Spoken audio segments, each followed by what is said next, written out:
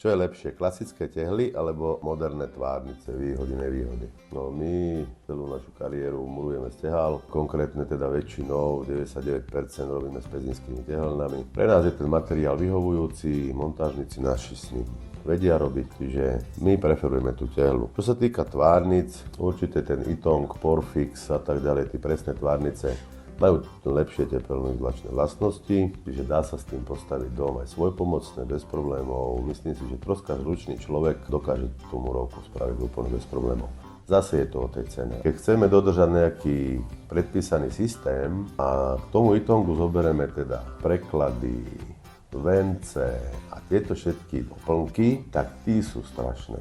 Potom dá sa povedať, že dosť drahšie oproti klasickým tehlovým. Že možno to tak pôsobí, že keď si človek pozrie cenníkovú cenu jednoho Ytongu a dvoch tehál, lebo Ytong je väčší napríklad, tak vždy mu to vyjde, že ten Ytong nie je až tak drahší. Je to rádovo možno v nejakých percentách, ale na tých doplnkoch to potom naskáče a tá Ytongová stavba sa dokáže dosť predražiť. I preto my dlhodobo robíme z tehlu, aby sme boli aj, dá sa povedať, že ekonomicky oproti konkurencii. Tú tehlu nikto nič nepokazí, sú to kvalitné tehly.